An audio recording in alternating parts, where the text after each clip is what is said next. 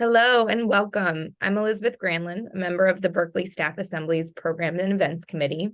I use the she, her, hers pronouns. First and foremost, we'd like to recognize that Berkeley sits on the territory of the Huichin, the ancestral and unceded land of the Chochenyo speaking Ohlone people, the successors of the historic and sovereign Verona Band of Alameda County. This land was and continues to be of great importance to the Muwekma Ohlone tribe, and other familial descendants of the Verona Band.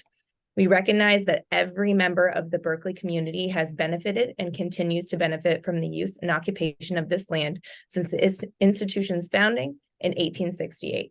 Consistent with our values of community, inclusion, and diversity, we have a responsibility to acknowledge and make visible the university's relationship to Native peoples. As members of the Berkeley community, it is vitally important that we not only recognize the history of the land on which we stand, but also we recognize that the Muwekma Ohlone people are alive and flourishing members of the Berkeley and broader Bay Area communities today. On behalf of the committee, I want to thank you for joining us for today's BSA Leadership Stories. With us this afternoon, we have another member of the BSA Programs and Events Committee, Erin Blanton, serving as moderator. On our leadership panel, we have three wonderful campus leaders: Andrea Rex, Assistant Dean for the Graduate Student Services in the, Assistant Dean for Graduate Student Services in the Graduate Division; Holli Griffin Strauss, Assistant Dean for Finance and Administration, Division of Social Sciences; and Eugene Whitlock, Chief People and Culture Officer. Without further ado, I'll pass things over to Erin to start our panel. All right, well, hello everybody. Again, thank you so much for joining us. So I'm going to jump right in to our first question, which I'm going to ask all of our panelists to answer, which is, please provide us a little bit of background on your career and how you got to the point where you are now. So I'm going to first ask Andrea if you would go ahead and answer that for us. Okay, thank you so much. Thank you to the BSA and to my co-panelists for doing this. I have to admit, it's strange to be seen as a wise elder here at Berkeley, but after 24 years, I suppose I am, but I'm really honored to be in this position. A quick summary of my career is that I came here in 1999 to the Department of History of Art. I was what we now call GSAO, Graduate Student Affairs Officer. Shout out to all of you out there. Back then we were called graduate assistants or even graduate secretaries, depending on what the age of the faculty we worked with. In that department, I did everything from, I call it soup to nuts, but I did everything from prospective student advising to job placement. And so I learned so much about graduate education. I learned about the academic space in doctoral education. And I learned that I didn't want a doctorate myself and that I wanted to stay with administration and service of those who had really clear research goals. I realized that I'm a bit more of a dilettante. I didn't have a driving research question. And so I chose specifically to redirect my career. One of the things I really want to shout out about, since Eugene is on this panel, is that after a few years, I started feeling a little antsy, and I was in the history of art for 7 years. That's a long time. So I took advantage of a program sponsored by HR, they were called at the time, called Career Development Opportunity Program, CDOP. And for those of you that remember that, it was a program that gave us grants to pursue interests beyond our current job. And so with that, I went to library school. I earned a Master's of Library and Information Science at San Jose State, evenings and weekends. Took me 9 semesters. It was grueling, but I did it. And I graduated in the middle of the Great Recession and realized there was no way I was going to leave my career at Berkeley. I was 10 years in and redoubled my interest in graduate education with all of these new skills that I had developed in school. So that's when I went to the political science department, where I narrowed my focus, became a continuing student advisor, got to really know a different type of student, discovered that you can know a lot about one department and know almost nothing about another department. During that period of time, I did another career program called Leadership Development Program that this was 2009-10. It was a 13-month program where we were given a variety of resources and skills and opportunities to really grow. And that, I believe, launched my career. So shout out to everything that my colleagues here on this panel do to support professional growth at Berkeley. That I'll tell in a later question. I'll describe some of the challenges that it took to get to the next step. But that next step was School of Public Health, where I had the exact same title, Assistant Dean for Graduate Student Services, but it was a smaller venue. School of Public Health is incredibly complex. I learned an incredible amount. I realized there were even more perspectives that one needs to understand when you're at Berkeley. And it was my first management experience. I had a lot of direct reports, a steep learning curve. For those of you that are still here from School of Public Health, it's good to see you, and thank you for everything I learned with you. Then, those were some challenging years. As I said, I learned a lot, and ultimately the job I'd been waiting for several years, which I wanted to get to the graduate division, because when I was a GSAO, I wanted to make things better. I could see that there were ways that if I were at the center, maybe I could help influence and make a bigger impact. And so in 2014, this job with the same title, but a different scope opened. And that's where all that disparate experience that I brought from admissions to academic appointments, degrees, and fellowships culminated into this experience that I've been in for about 9.5 years. And so that I'll leave it there and let someone else go. Thank you so much, Andrea. So Holli, I'm going to send it to you with the same question. Thank you, Erin.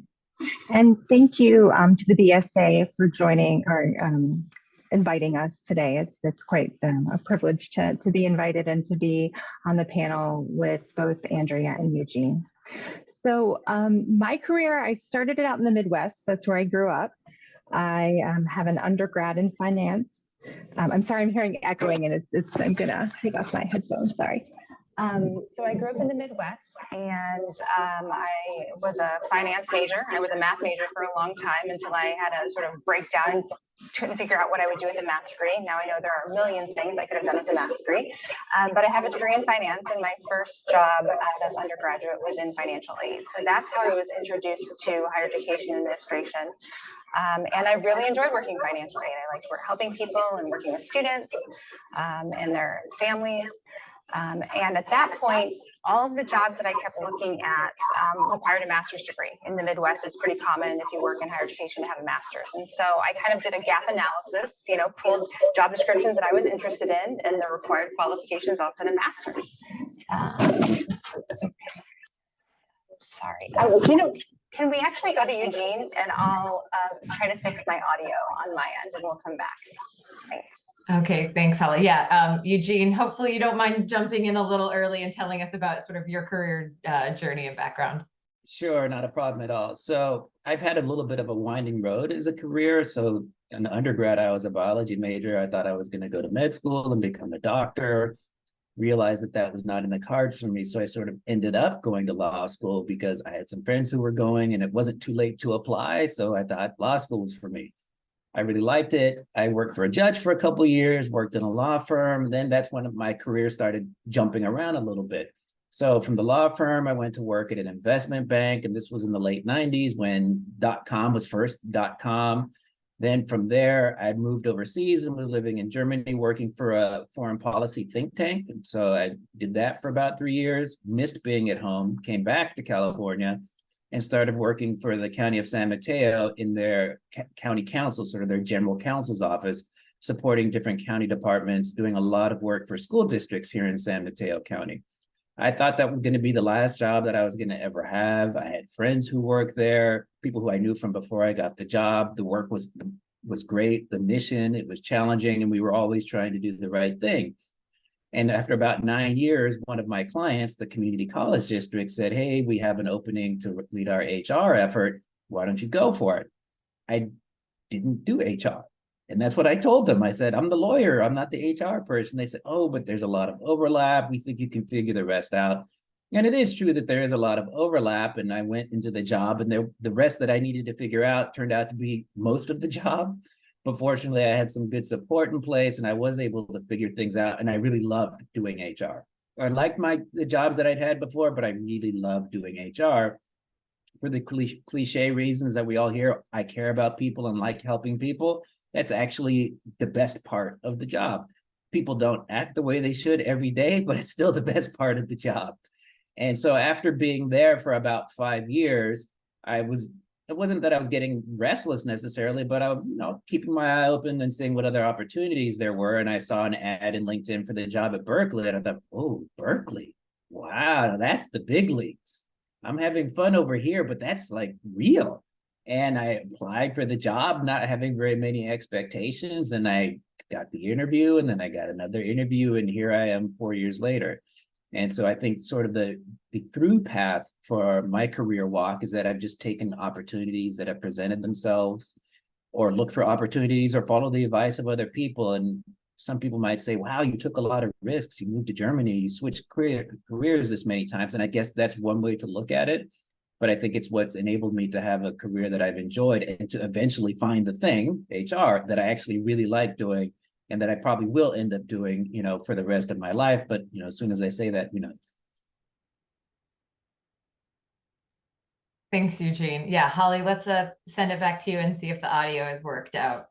Yeah, how does that sound? Are we better? In a better place? Okay, I apologize for that. I was getting echo on my end too, and I was hoping it wasn't for everyone, but apparently it was. So just roll with the punches, I guess.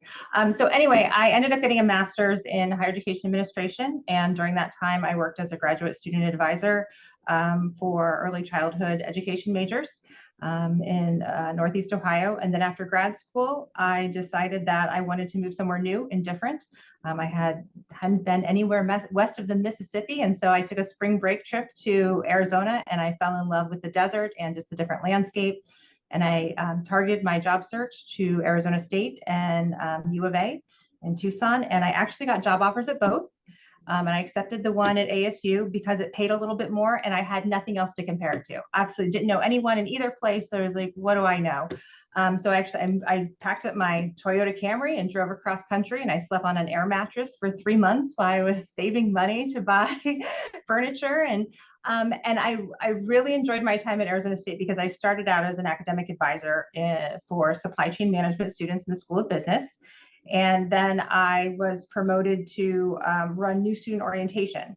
And that was my first job, managing a full staff and, managing a high profile program. 10,000 new students every year came through our orientation program. And then after I was in that position for about 4 years, I didn't know what I wanted to do, but I know I didn't want to do that anymore. And I actually took a step back and became an advisor in the College of the Arts there, the Herberger College of the Arts, and advised photography students. And then I ended up moving to the Bay Area.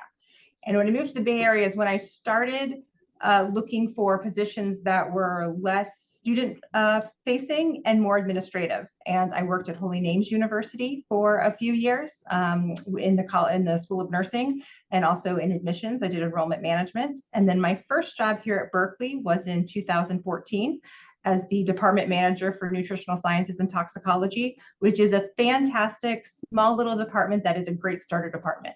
Our CNR is a great college, and I really appreciated the assistant dean I had then, Babs Lane, was really a mentor for me first coming to Berkeley, and so I appreciated that experience. When I had been there for a couple of years, I started looking for other opportunities to learn and grow, and a position in political science opened up as a department manager. So Andrea and I cross over there, both spent some time in political science, and also a really great department. And then after I was there for 2 years, the department manager job in mathematics, which was a larger position or a larger job, more student credit hours, larger staff, and in a different division. So I tried that out. I was lucky to work over in Evans Hall for a couple of years. And then in 2019, the assistant dean for social sciences position came open. And because I had worked in the social sciences and political science, I felt that I'd be an excellent candidate because I knew about some of the departments already. And so I was lucky enough to be in this role. And I've been in this role about 4 years now.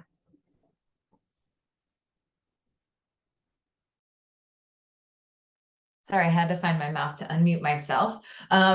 So the next question we have, I really appreciate you sharing your background, is a little bit more about when did you know you were ready for that next role? Did you figure it out while you were on the job? Like, oh, I have all the qualifications, I'm going to apply, or, you know, what kind of influenced your moving to a new job and a new career area? So first, Holli, since you just went and talked a lot about, you had a very, a long journey in your career. How did you know you were ready for that next step? I think it depends on the timing, right? So like when I was in nutritional sciences, my first job at Berkeley, I was there for about 3 years. And I not that I stopped growing, but things stopped becoming as challenging as they once were. And I had already contributed a lot to the department, made positive changes, worked with the staff. And so I felt like I needed to grow. I wasn't as, stressed out every day. I felt like I sort of had things under control. And so I did actively start looking at that point. But in other circumstances, I haven't been ready or looking for a new job. When the position came up for the assistant dean in social sciences, my current role, I had been in the mathematics department like 1.5 years. And I loved my job there and I didn't want to leave, but I also knew that these kind of opportunities don't come up that often. And so I was certainly going to throw my hat in the ring and if nothing else, go through the professional development experience of interviewing and learning more about what that next role might look like. So I feel like there will be different times in your life when you know you're ready, and then other times when you feel you might not be ready, but you should still apply anyway. That's really good advice. So Eugene, I wanted to give you an opportunity to also answer this question, since you two had a very I don't want to say all over the place, but you've been all over the place: Germany, the Bay Area, biology, law, HR. How did you know when you were ready for that next opportunity? Yeah, so I would say I knew because somebody else told me. I wasn't necessarily, I might have thought to myself, I'm ready for something else, but it might have been when I was in the law firm, another law type of job. It was literally, we're doing a deal and the investment bankers are at the table and they said, you ever think about being a banker? And I said, well, I don't know. What do you mean? And they sort of laid it out. And I'm like, okay. So it was just those opportunities. Same thing when I got the job, my first HR job. I didn't know, I wasn't thinking about it as something else. And so, but I think I probably came across as somebody who was open to different opportunities. And so I think if you're open to other opportunities and you communicate that, people might start to think of you in that way. Hey, well, I was talking to Holli and she seems like she's willing to try anything. And so her name pops into mind. And so, but related to this, I would say to people who are looking for a different opportunity, don't wait. Don't do what I did and wait for somebody to tap you on the shoulder. And don't underestimate your potential.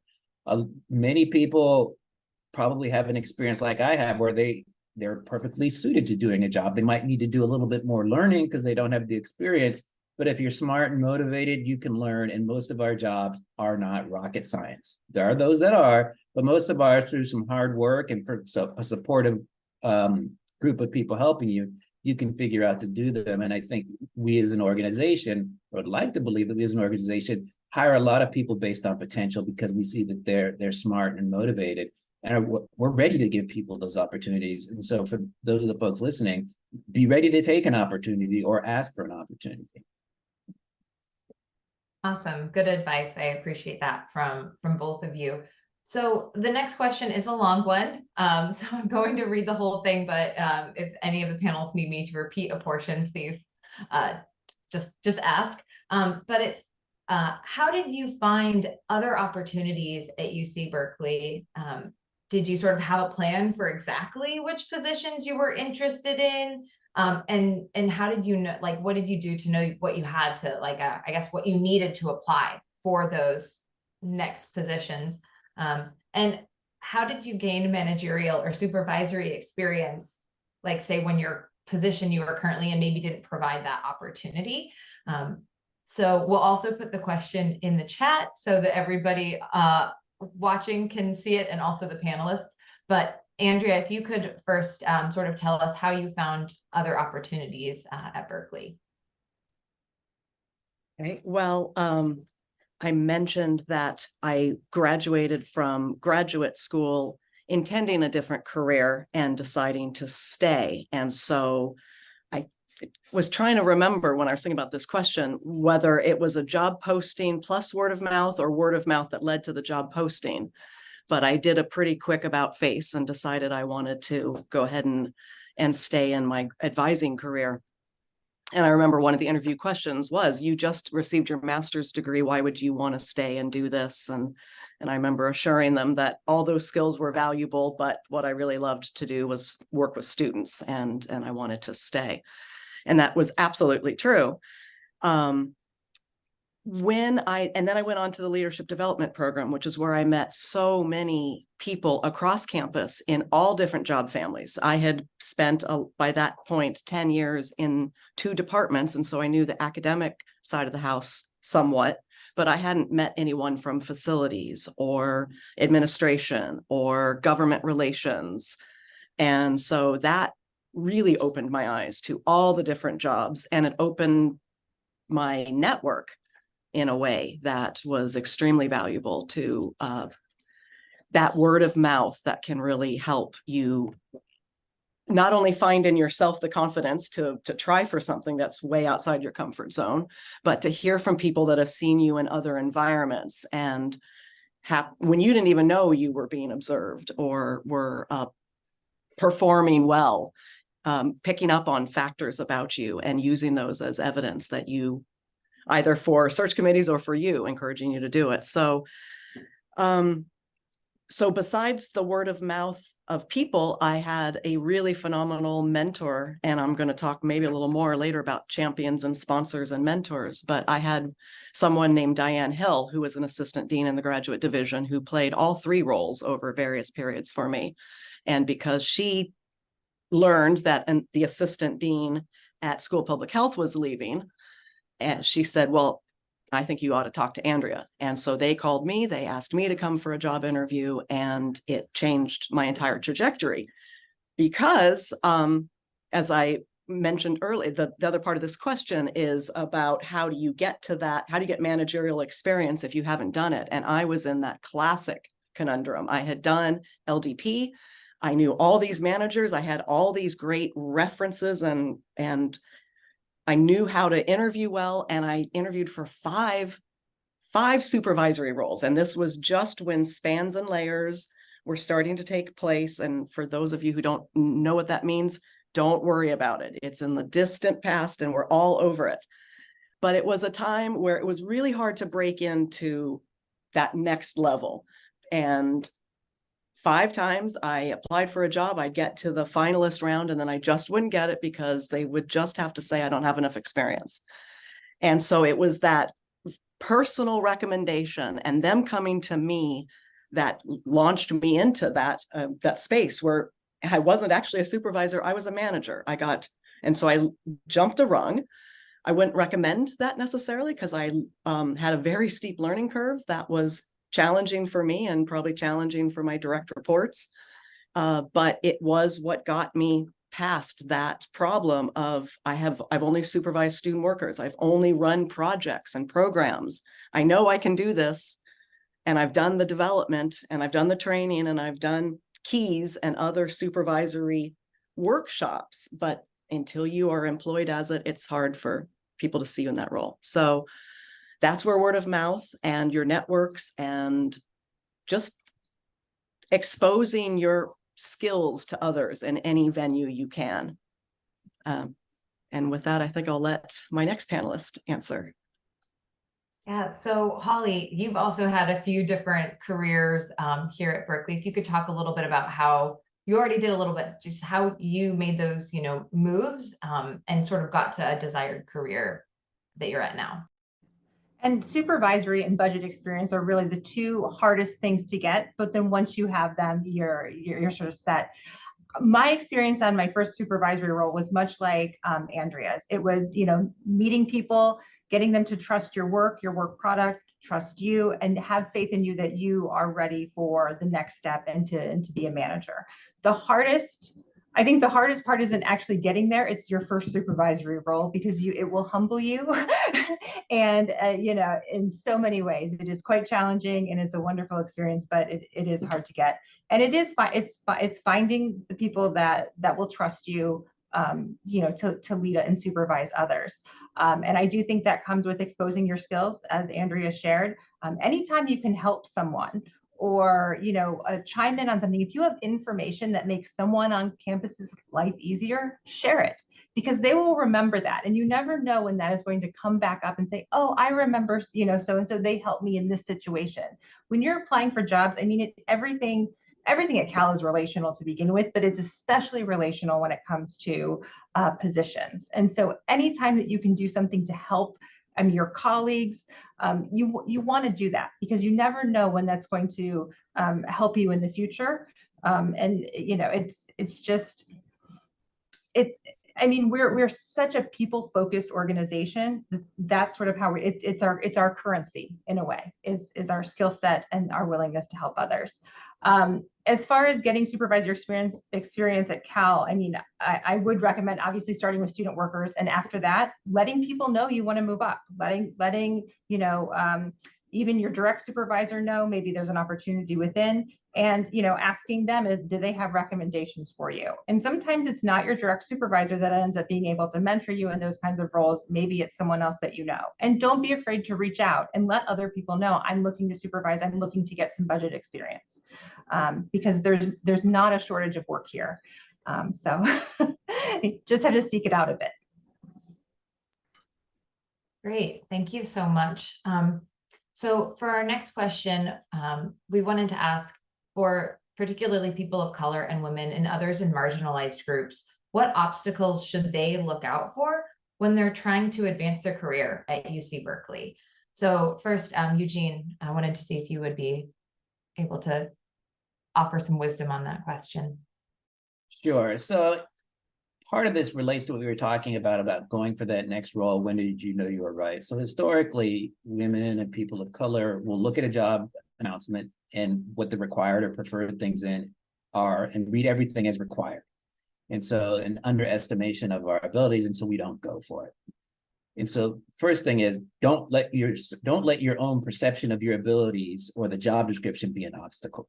That's the first thing. Then the other part of it is, the reality is, some people just, let's see, when they make hiring decisions, a lot of hiring decisions are made by fit. Oh, I've worked with Holli before, so I'm comfortable hiring her and giving her an opportunity. Or I've worked with somebody like Holli, or I've worked with somebody like me, or people who I went to college with. So for some folks, I've never worked with a Black person or an Asian person or whatever it is. So there are these obstacles that you may encounter in your search for an opportunity or a managerial opportunity, or any opportunity really, that's an obstacle. I don't have advice as to how you can overcome that, right? You can't be that person like, I'll make you feel comfortable even though you're uncomfortable with me because you've never worked with a woman before, or whatever it is, right? That's not your role to do. But I think it's important to be cognizant of these sorts of things, not so you can change how you show up to make people more comfortable, but that just so that you're aware that these things exist out there. And so when I'm listening to Andrea talk about how it took her 5 times to get that managerial role, part of me has to wonder, is it because she was a woman, right? That's a lot of trying. And Andrea probably should be wondering that as well. So some of these barriers are real, but again, I don't think you should look at these things and saying like, well, what's the point? It's going to take me 5 times, just like Andrea. It might take you 5 times, but that doesn't mean you're not qualified. Because somebody tells you no doesn't mean you didn't actually deserve the job. And some of the cliches that you might hear are people like, well, you have to try twice as hard. It's not a cliche. Sometimes that's the reality. The other thing I would encourage you to do is, if you find somebody who really likes your work or says, great job, spend more time with that person, find more opportunities to interact with that person, because as Andrea mentioned, sponsors and champions and these sorts of things and mentors, they all do make a difference, and you can never have too many. So that's one way to overcome this obstacle of like maybe people not feeling familiar with you, but you should never look at it as like some sort of shortcoming that you have or something that you need to do to make yourself more as attractive as a candidate when it's based on gender, ethnicity, gender identity, any of these sorts of things. I think I'll sort of, I know I didn't give people solutions necessarily, but I think it's important to understand that it's real, that these things are real, but they're not insurmountable. You might have to work a little bit harder though, which isn't fair, but it's sort of the reality of society. It's not a UC Berkeley thing necessarily, but our society. Thank you, Eugene. I think you made, like you said, made some really good points, if not exactly solutions to a problem. Andrea, as Eugene kind of mentioned, you maybe even experienced this. So I'd be curious, like what was, maybe some advice you received or advice that you think would be good for people to hear if they come across these obstacles? Well, that is how I actually addressed sort of my notes. I have to admit, I slightly misread the question and thought it was, how did I overcome those obstacles? Because in many cases, Eugene's absolutely right. Why did it take me 5 tries? I was qualified for those jobs. I don't know. And to be honest, it was many years ago. So it's hard to even remember and unpack the specifics. But what I learned through those experiences and other obstacles I've encountered, and I'll come back to these terms that Eugene has mentioned again, is, and I think I learned it in leadership development program about the idea of champions, sponsors, and mentors, and how different people can play those roles for you in different spaces. And it's really important, especially if you are from a marginalized group or you feel like you aren't being seen for your talents, that you have people who can both champion you to others, tell them how great you are, or sponsor you, put you in spaces where you will be able to perform in lieu of them. And I've had people that I've worked with who were able to say, I'd like Andrea to take my place on this committee. She's going to represent the graduate division right now on this matter, and put me into places where I got to sit with people who I normally wouldn't get to sit with. And then that has helped me, I think, overcome some of these ideas that maybe I can't do it, maybe I don't meet a preconceived notion of what someone's looking for when they're looking for fit. And then mentors are important because that's a place where you can be a little more honest and reflective and perhaps safe about talking about what's happening. And a mentor often, in my case, did have a closer trajectory or background to mine, or did identify with my experiences more. And so those people are maybe people, as opposed to just looking at my performance or just telling others what I can do in the workplace, they see me as a whole person and are helping me get to those other spaces. Another way of getting over these obstacles, again, I think I alluded to it earlier, is serve on committees and work with or start communities of practice, serve on BSA, do these types of activities where you're just going to get your name out in front of people and you're going to interact in ways that are informal or formal, and it just starts to build these relationships and networks. And then I think, because Holli talked about the relational underpinnings and structure of UC Berkeley, one of my points were to socialize, whether that's coffee, lunch, happy hours, receptions, celebrations, award ceremonies. Go to these things if you try to go to these things, because your colleagues and their friends and colleagues become your network. And the more people you meet out there, the more people you have a little small talk and discuss your job with or your concerns with, are people that are going to be there for you when you don't necessarily expect it or when you couldn't have planned or predicted it. And then on the flip side, I think I'll just remind people that because we are all so interconnected, those moments when we aren't our best selves can reverberate even more than they might in other climates as well. And so I think it's both being as helpful as you can and being as sanguine as you can, and understanding how tough everyone's jobs are, because those are the sorts of things about you that people remember when they're looking for someone to hire or looking for someone for a project or to elevate. Awesome. Thank you so much, both Andrea and Eugene, for the thoughtful responses to that question. So the next question we have up, and this is our second to last formal question before we get to Q&A, is what efforts have been the most instrumental in advancing your career? Networking, professional development, there's a variety of ways. So I'm going to start with Holli. So, in addition to this, the formal ways, having a mentor, or, I've taken extension courses, which I could not recommend more.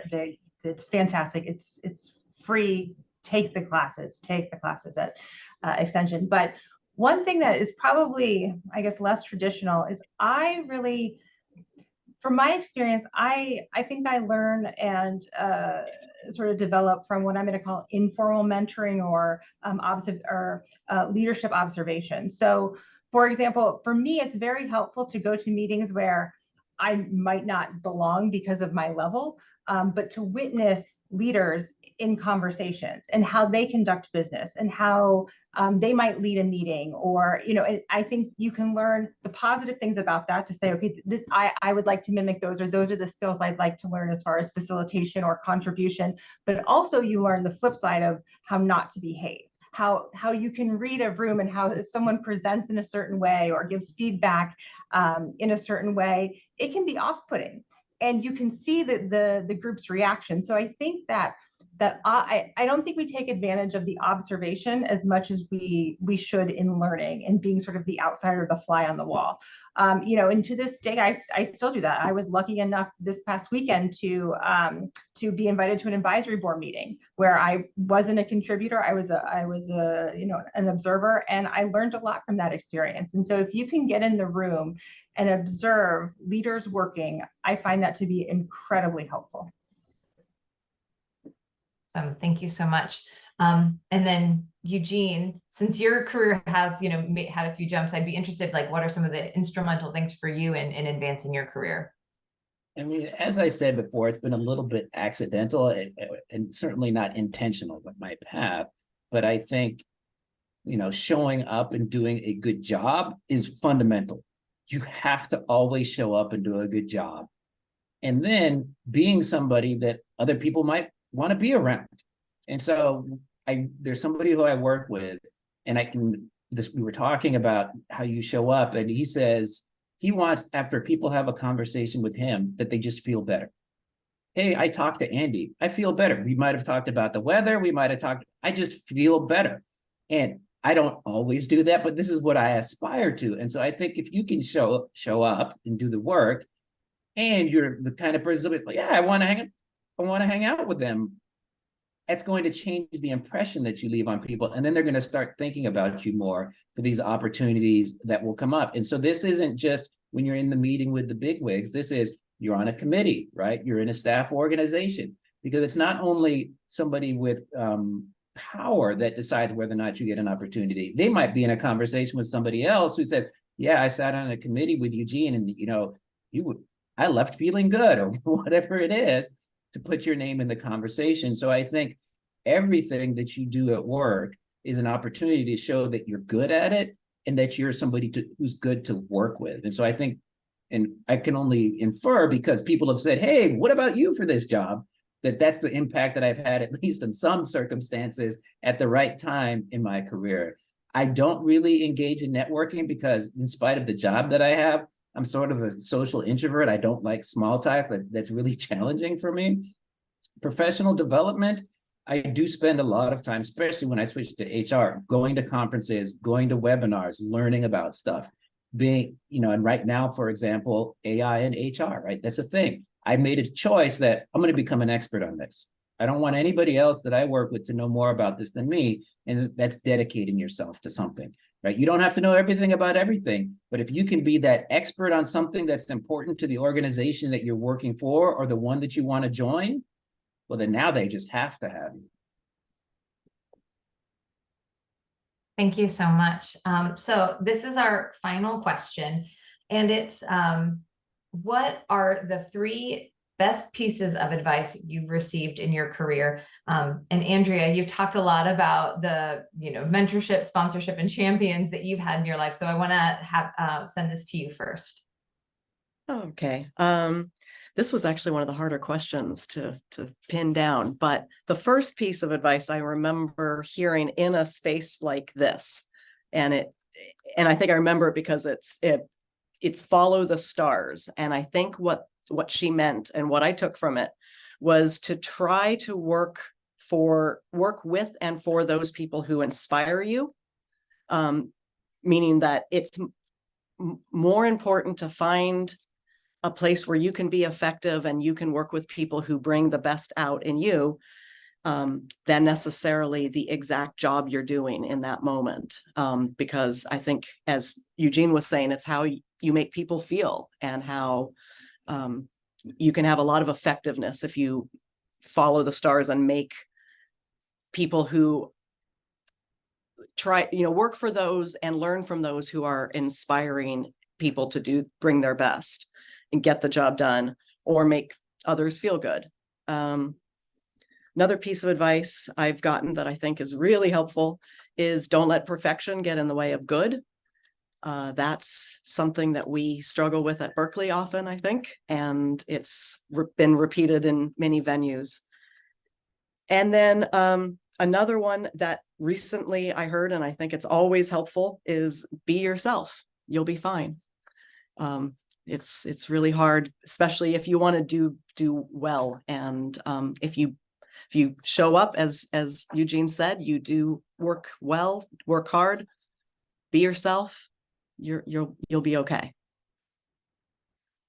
Thank you, Andrea. And then Holli, if you will wrap us up with the 3 best pieces of advice you've gotten. Sure. So the first one I got early in my career from my graduate school advisor, and I was on the job market, and he told me, when you get a salary offer and they tell you we're going to offer you X, just say I was hoping for more and say nothing else. Don't say I rejected, don't say I wanted X, just say I was hoping for more. And then they will feel compelled to talk. And so you might be able to get a little bit more out of them by just making that blanket statement. That has served me well in every position that I have been in. So that's one of the secrets. The other thing, the next one I think would be to take time away, to actually zoom out. It is so tempting to keep working at night. The work it never ends. The emails keep coming, the problems will keep coming. It never stops, but you have to take time away and you have to zoom out, because if you don't, you're gonna burn out, and then you're not going to be productive at work. You're going to be unhappy in your life. And this is one thing I do want to express appreciation to Eugene for, because he talks about this regularly at the HR network meetings, taking care of yourself, taking time off, and using your time. And it is really refreshing to hear that from a campus leader. So I appreciate witnessing that, leading by example in that way.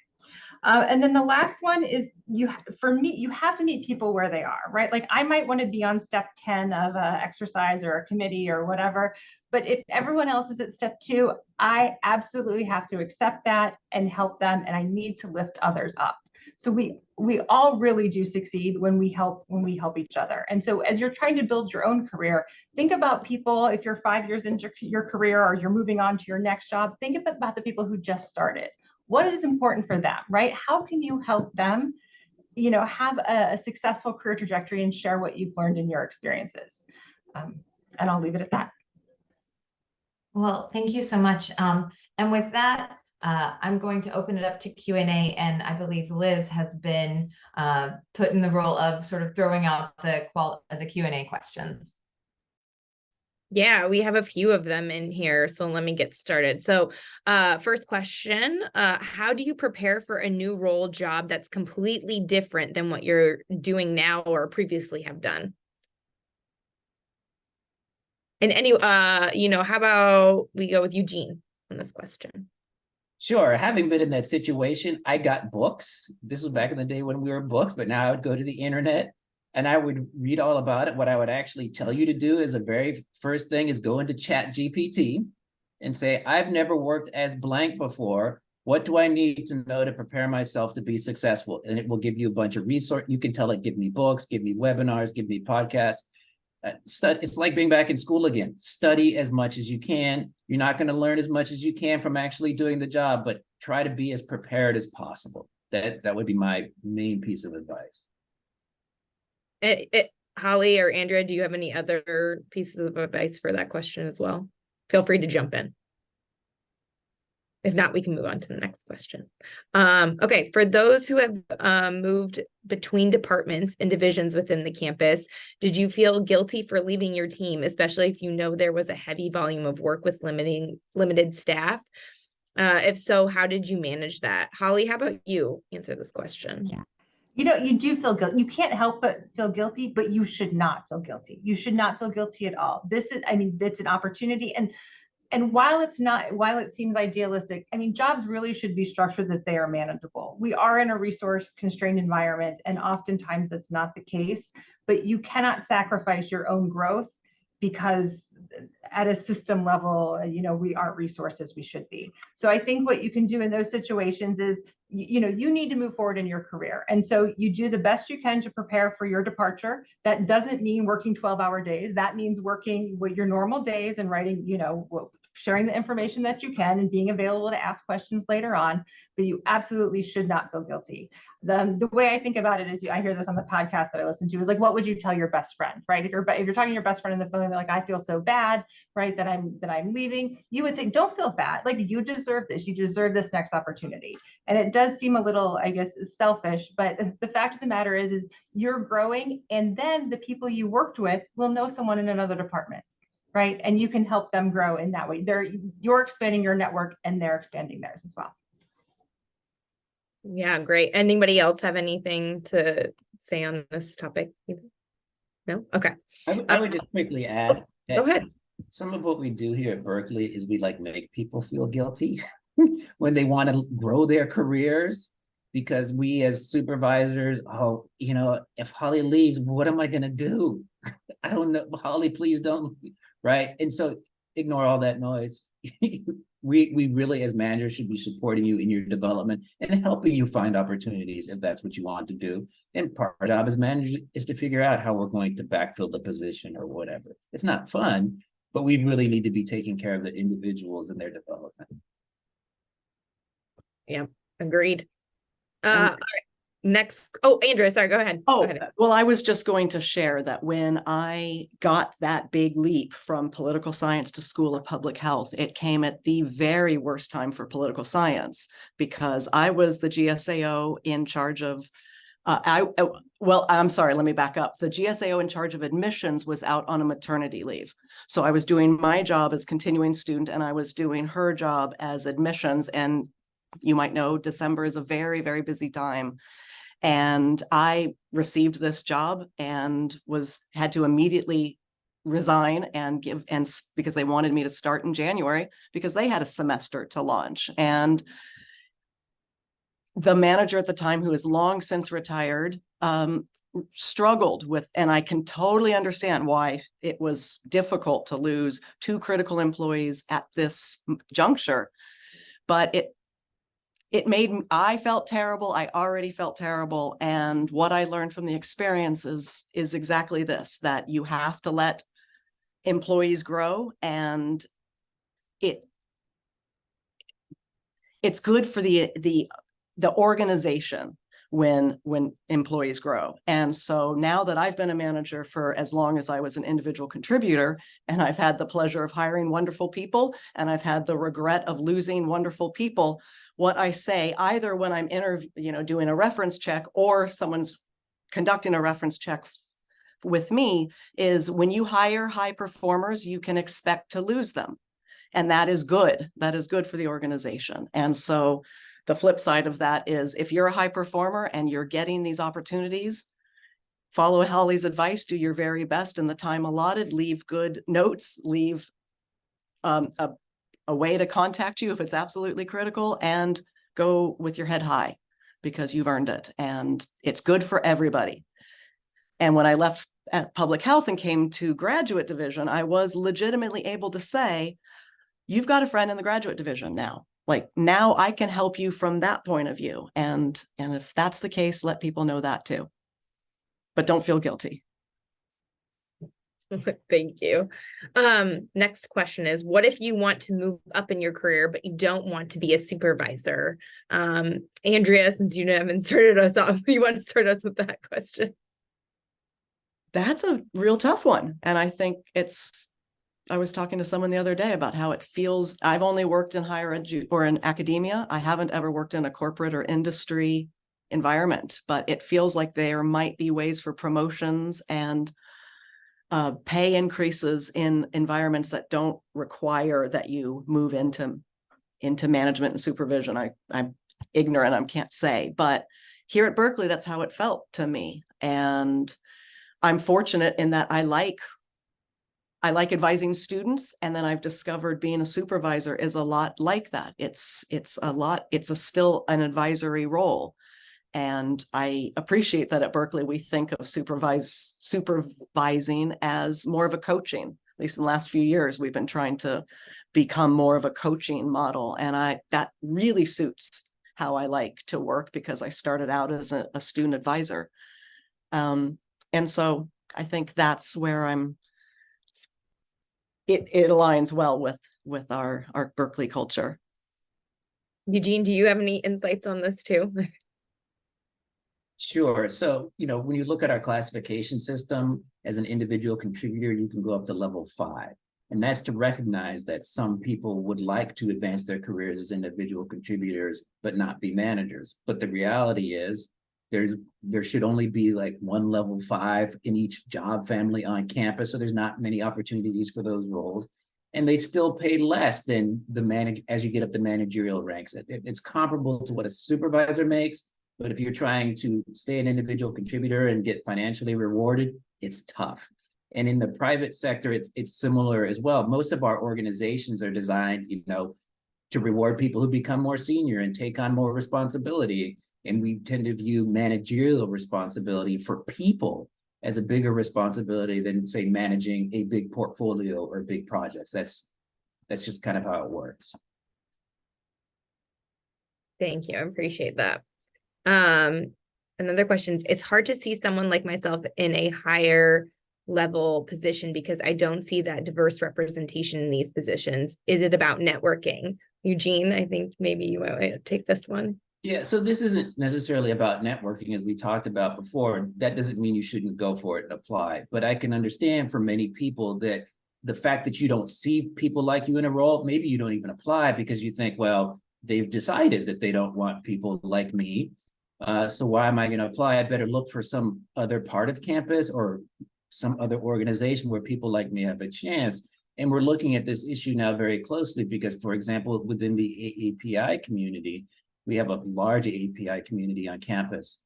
Representation, not so, and management, not so much. And so we're having to answer that question as a campus. Hey, what's going on? Why not?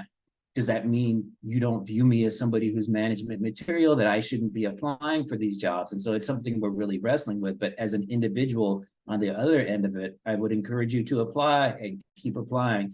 And networking and sponsors and all these other things can increase the likelihood of you being successful while sort of society catches up to the idea of who can be a manager, essentially. Thank you. Any other comments on that question as well? Okay. This is actually a comment, but I think it's good for us all to hear what it says. These leadership career advancing stories are so inspiring. I've picked up on a few themes between all 3 panels. See your potential, share info, help others, find opportunities, mentors, build relationships. I also appreciate the honesty and transparency in each of the panels' answers. So just thought I'd share that. Next question is, how has your age ever been an issue when attempting to fill a leadership supervisory role in your career? For example, people/committee undermining your abilities to supervise others that may be older than you or have more experience than you. Holli, do you want to take this question? Sure, and honestly, it is intimidating when you walk into your first supervisory role and you're supervising, people that are more seasoned than you are. And so I think it goes back to you have to meet them where they're at, right? So, maybe the dynamic is that they're more seasoned because they wanted to be in that role and they've been in that role for 25 years and they're going to be in that role for another 5 and then retire. And that's fine. Maybe they're seasoned because they themselves wanted to grow, but haven't been able to. And so that is where you can have the opportunity to develop the individual relationship and help that staff member grow. But it is really intimidating to go into a situation. But you have to remember you were hired because you were evaluated to be a good candidate and that people are confident that you can do the job and you can do it. And it's okay, to admit if you have a misstep or you're not sure how to handle something, that's okay. We all experience that. And so when you are a supervisor, it's still so important to have mentors and peers that you can bounce ideas off of. But yeah, I mean, it is really intimidating sometimes, and it's a growth opportunity, and so you have to embrace it. Any others have comments on that one? You want to say anything? Okay, all right. So this one's for Eugene. I'm curious about Eugene's 3 tips. So do you have 3 tips, Eugene? So I won't give 3 tips because a lot of it overlaps with what my colleagues have heard. But the one tip that I got that I found to be pretty valuable was somebody was suggesting that I should be clear to myself about what my values are as a professional, what things matter to me the most, and then share that with the team that I'm leading so that when the time comes and I'm making decisions, my decisions should be anchored in my values. So that, and nobody should be surprised by the kinds of decisions you make because it's consistent with your values. And so if I'm saying, hey, we should share, one of my values is transparency and sharing information. And so some information comes along, my impulse is to share this with people as much as possible. Why are you doing this? Well, it's an important value to me. Nobody should be surprised if I'm sharing the data or whatever it is. And so I think it's important for all of us to really understand, what are our values and how do they show up in the workplace? Thank you. Would you have chosen to become a manager if there was a longer track to succeed as an individual contributor? Andrea, do you want to take that? Sure. Yes, I think I absolutely would have, because of my exposure to some of these development programs where I saw other managers getting to have an impact on the organization through the staff they work with and the teams they managed. And so, plus, as Eugene mentioned, it's the most, because managing people is, to me, the hardest work we do, because it is really significantly important that we do it well. I've never taken my job as a manager, or I've always taken it extremely seriously, because it's a lot to have any sort of authority or responsibility over another grown person, especially in a place like work. I mean, these aren't our homes and these aren't our families. And so I see it as a very heady responsibility. And I felt like my impact could be greater or just as great as the student advising and other roles I've held by being a manager. And I wanted to be more remunerated. I wanted access to spaces where decisions are being made and to be able to understand how the university works and how things get done. And so for me, being an individual contributor didn't seem like the path that was going to lead me to those places that I was interested in. But there are days, I tell you, there are days when I really, really long to be an individual contributor. When all you are responsible for is what's on your desk. And if you do it well, you can enjoy your evening, because it's responsibility, but it is very rewarding to work with people in that space context. Thank you. Anyone else have any other comments on this question? Okay. I'm a staff member on a high performing team. I feel like most of the professional development experience means pursuing or creating opportunities outside of campus. How do I balance those efforts with my day job? Holly, do you want to take this question? Sure. I mean, you should take advantage. Eugene, I know you know the answer to this, but we get a specified amount of professional development time within our roles, and you should absolutely take time out of your day, your week, your month, during work hours to develop professionally. I mean, it will benefit you. It will benefit the organization. it can be challenging. Like if you take a like extension course, a lot of times, you know, those have been in the evenings. And so that does add something else to your plate. But I think it's the balance between what are you going to get from it? How much of this time am I investing now? And can I integrate it into my current work? One thing that I find helpful is I calendar professional development. So LinkedIn Learning is one of the things I really like because you can watch a 5-minute video or you can watch an 8-hour video on the same thing. And if you calendar that, it's part of your day. It's a commitment to your time. And so I would advocate for you to talk with your manager about your professional development and ask if there's flexibility within your current work to have it there, because you do deserve time away, resting, you know, away from work and from professional development as well. Yeah, and adding to what Holli was saying, when you have your achieve together conversation, if you're a non-rep employee or if you're represented with your manager, you should say, hey, let's agree on a goal for professional development. Right now, that goal is part of the quote unquote official record. And then, okay, manager, we agree that I should, you know, learn how to take photographs. How are we going to build time into my regular schedule to do that? Should I set aside, and you can come up with a proposal every Friday from 10 to 12, I'm going to block that time aside to do that professional development learning that we agreed on, so that there's no confusion. And so you don't put yourself in a situation where you have to keep asking, right? You don't want to have to keep at it because that's just an awkward place to be in. Even if you believe your manager is supportive, you don't want to do that. So that's how I would recommend having those conversations, because it is critical to your success, your growth, and sort of, as Holli was suggesting, to your mental health too, right? It's nice to do something that you really just want to do, because there are many parts of our jobs that we do because we're told to, and they're not very satisfied, or it's just too much and we need to think about something else. Thank you. Okay, so what are your primary joys and challenges of being a manager? Andrea, do you want to take this one? Well, the joys I think I've spoken to a little bit, which are working with people and helping them achieve their professional and individual goals.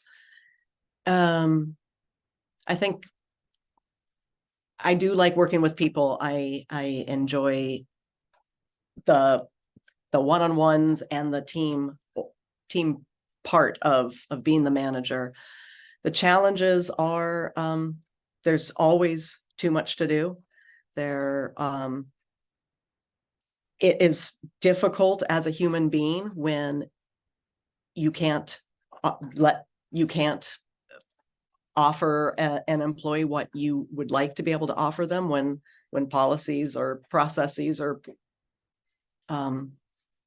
rules get in the way of what you'd like to be able to give to someone. It's hard to say no. So that's a challenge, but the rewards for me so far have always been exceeded that. And I think that's because I hire great people, work with great people, and we have established a relation. I don't think copacetic's quite the right word, but a mutual relationship that is mutually rewarding. Thank you. Anyone else have any other comments on that question? For Eugene, did you ever feel like you stayed in one place or role for too long? I did. So I've had many jobs, as I mentioned, and I was an investment banker for about 2.5 years. And I'll be entirely honest here. So I was a lawyer at the time, but the banking jobs paid about $100,000 more a year, and the bonus was guaranteed. And we talked about asking for more money. And so they offered me a bonus. It was more than like $200,000 in addition to my salary. But my friends were like, you just have to ask for more. And so I went in and I said, can you make me a little bit more comfortable? And they just offered me more money, just like that, just for asking. And so I was excited about the job because I was getting paid. I had student loans, but the work was soul sucking. Because we were getting paid a lot about money, it was only about making money, trying to do mergers and acquisition actions, trying to do IPOs. There was never any conversation about the greater good, how this was going to benefit the public. It was make that money. And after a while, it really, I didn't enjoy it anymore. You know, I could go to meetings and do all these things, but it was awful. And so I definitely stayed in that job too long. Any others? Any others stayed in the job too long? No, they all made the moves at the right times. All right. Are there plans for HR to develop longer tracks for individual contributors to grow without going into the managerial roles? I think this is for you, Eugene. Sure. So this has come up before. So as I mentioned, we go up to level 5. Somebody said, why isn't there a level 6 or a level 7? It depends on what it is that you're asking. Do you just want to get paid more to do the same level of work? That may happen over time with inflation, right? We're not just going to add level 6 and 7 to pay people more to do the same work. And so then the question becomes, do we need somebody with even more expertise than the level 5, right? Do we need a level 6 level of expertise? I don't know the answer to that question. We've had those conversations in the UC as a whole, and people tend to think we're pretty good with where we are, and our leveling is comparable to what you would also see in the private sector. I think the real question is, should more people be level 5s? Because right now, really, if you're a level 5 at something, it means you're the campus expert. But there could be more than one expert in whatever that subject matter is for a campus of this size where we 30,000 people working. So I think that's more of a discussion that we should be having. And I at least am open to the idea of having more than one level 5. Thank you. What if you really enjoy the work you're doing now, but you know you are ready for a leadership role? Holly, do you want to take this one? Yeah. It's scary to move from a one unit to another different job, right? Because you may really like your job and the work you're doing and the people you work with, and you're comfortable. But I think you have to look at, do you really want to grow, right? And doing anything different is scary. And the way I look at it, depending on your role, is you might always be able to move back to that particular kind of role. When I was at Arizona State, I took a step back and went back to advising. And yes, I took a pay cut to do that. And I was worried what people would say or what people would think, but it was the right thing for me. And so you have to be brave enough to try something new, and also brave enough that if you don't like it, that's okay too, right? I mean, we're all here to learn and grow. And I would suggest, trying to collect as much information about the next step that you would like to take, and talking to people in that role or people who work in that particular unit and what that's like to assure that it seems like a good move for you. But you have to take risks, because you don't want to be in the same job for 15 years and say, I wish I would have applied for that job 10 years ago or 5 years ago or whatever. It's scary. It is, but you can absolutely do it. And what I'd add is, as a manager, because you control the flow of work, you might be able to keep some things for yourself that you liked about that individual contributor job that you had. And probably the reality at Berkeley is that you have to, because not only are you managing people, but you're also doing a lot of the work yourself. That's Eugene. That's exactly what my mother said to me once when I was saying, oh, I don't know if I want to apply for the manager job because then I won't get to do this work I love. And she said, well, if you're the manager, you can make that your work. And so I think that's really apt. I didn't get the job, or I don't even remember the circumstance, but it was good advice that stuck with me. Yeah, that is great advice. That's kind of what I've done in my own shift in my job, is that I decided like there were areas that I wanted to kind of explore more, but I kept the work that I did like doing. Like I love technology, so like that's what I do in my role at the law school. Okay, so next question is, it's related to the previous question about younger people competing with more seasoned. I feel like I've had the opposite, where I'm aged yet have not yet been a manager. How do I keep from feeling too old? Andrea, do you want to take this question? Well, the first thing that makes me think of is try not to compare yourself to others. Try to focus on what you really value, what you want, what you hope for yourself. And seek out people who might share similar experiences. Other olds might be able to share their experience, but I think what that made me feel is that it's so easy to compare ourselves to others, and it's a constant daily plague for me personally to not compare myself to others. And so when I read that question, that's what I think is: focus on your skills, focus on what you're interested and your values, and the place where you fit will more easily come if you're true to yourself. And try not to spend too much time worrying about how others see you. Thank you. Anybody else have any comments for that question as well? Okay. How do you know you are ready to manage others? Eugene, you want to answer that question? I was totally not ready. I came in and I messed up. Even though I read the books about how to be a manager and all, I was totally unprepared. But fortunately, I had set up an environment where people could give me feedback. And so I had actually the senior person on the team, and I was in a situation of managing somebody much older than me, pulled me aside and said, Eugene, I have to talk to you. And she gave me some very candid feedback and some great advice. So I was able to change the impact that I was having on people. And so I guess the moral of the story is, I don't know that you know when you are ready. It's like, when is the right time to have a child?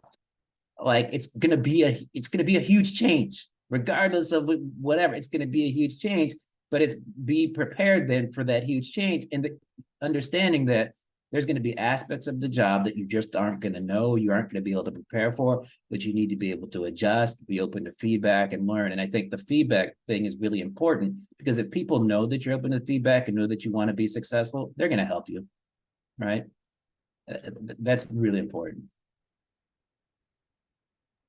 Anyone else have any other comments too on that?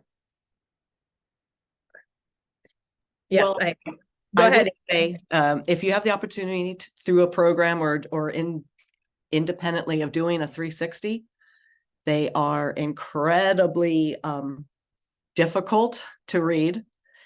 They are incredibly informative and beyond helpful. So I would encourage anyone who has the opportunity to do a 360. And when you select the people that you ask for input from, be brave and ask for it from people that aren't necessarily your closest colleagues or people that you don't always see eye to eye with. I got some of the best information and the most development from confronting things that people said when they had an anonymous opportunity to tell me where I needed to grow and where my blind spots are. So that's something I would suggest. Yeah, you don't want to live in an echo chamber. You want to have diverse opinions. You actually want to seek out those people who you feel like don't like you. Because they probably have you. Hopefully that's constructive, but yeah. Exactly. Yeah, you hope and trust that they will be constructive and fair, and it's never going to be fun, but some of the most important information I've received has come in the form of, I wouldn't say negative, but not necessarily positive information through a 360. Yeah, growth doesn't always feel good. Next question is, how transparent are you with your supervisor about your career goals and exploration? This is actually a great question. I feel like even for myself in my career, like I have not always been forthcoming. I didn't feel that I could tell my boss, right, that I was really open to looking, and like, because I hadn't necessarily been there for that long, but I wasn't feeling that. So I'm curious to hear your guys' advice on this. Maybe Holly, do you want to go first? Sure. So it totally depends on the supervisor. If you're lucky and have a supervisor that wants you to grow and will help you along the way, then you should be as open, as you feel comfortable with. If you don't, then that's trickier, and maybe you do want to keep it quiet and rely on either peers or people in other places. But I will say that one of the things that I recommend supervisors do, is we should be supportive in our growth, and that I do, is that on a new employee's first day, we just had a new employee in our division, I asked them, what do you want your next job to be? Because part of my role, if you want to be in this job forever, that's fine. But part of my role is to make sure that you get the experiences that you want to grow. And so letting my staff know right off the bat that I am open to them growing and flourishing in whatever direction they want it's helpful. And then I revisit that conversation either through a Chief Together or on an annual basis. Is what are you thinking? What do you want to do next? And so I hope that most people have that experience where they have a supervisor that's supportive in their growth. Any other comments on the question? This is not a question, but I met Andrea through WorkFit many years ago when I was applying for a job without my asking. Andrea championed me by reaching out to the hiring manager, speak positively about my character, even though we didn't work together directly. I was touched and have never forgotten the kindness. I have since tried to pay it forward. So that's a nice comment to hear. Question is, can we offer more internships that allow staff to actually do the work of a role or department they're interested in moving into in the future? Eugene, this is probably a question for you. Yes, we can. And we have a program set up for it, but we have to get people to participate in it, from people offering job and then people taking them and people getting managers to let them. One of the things that we're placing more emphasis on is creating interim opportunities for people. So rather than go out and do the search right away, even though we all feel that sense of urgency, maybe we open up an interim opportunity to people in the unit or in the division, depending on what makes sense, and say, we're going to have an interim for 6 months, and then we're going to go out and do the search. And this way it gives people to try out a job. It gives managers to try out the person in the job and creating different opportunities. And I've seen over the last couple of years, we have been doing more interim opportunities like that. And so I think that's the best thing to do. So to the extent you have the opportunity to influence other people creating interim opportunities, not just for the biggest jobs, but for any of the jobs that we have, I think that's a good approach.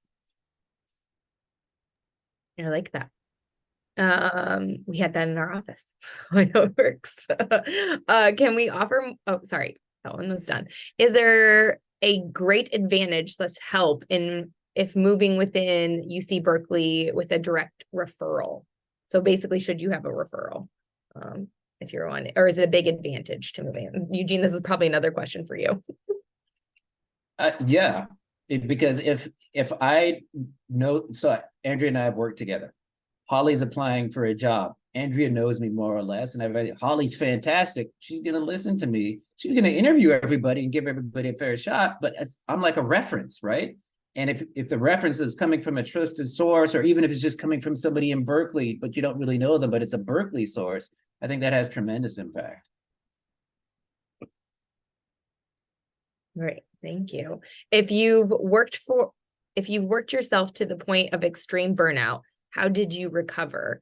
How did you reset expectations with your supervisor and stakeholders, e.g. working regular hours, taking true vacation, not working on weekends, etc.? Andrea, do you want to respond to this question? I have done all of the above in that, and let me go back to process if I can read it myself. How did I reset expectations with my supervisor and stakeholders? I'd say it was actually more my own expectations I had to reset. I was in a role where I kept a shadow timesheet 1 year, just because I knew I was working far more than the 40 that I was reporting, but and it was back in the day of Excel timesheets, and so I made a copy and kept it, and learned that I was working on average 70 hours a week. And one night when I was working late, a physician, because I worked at the School of Public Health, and a physician who was one of our faculty members came by and said, you're not being paid like a physician. You're not doing the work of a physician. Why are you doing this? And it really helped me understand that I had to change me. It wasn't like anybody. My associate dean was not expecting me to work through the night. And it was on me to realize that I was setting expectations for myself that weren't reasonable. I was the one who wasn't looking up and responding to the text, it's time to come home. And so that was my first experience. Then when I changed jobs and came to the graduate division, I had a new point of view. I reset myself enough that while I wouldn't claim I don't overwork and I haven't had periods of intensity, I just have a different relationship with myself and the job and my obligation. And I also realized that the more I work, the less effective I become. And so given how much there is to do, it really does, I really have to depend on myself to prioritize, do the things that I think will have the most impact, lean on my team and delegate as I can.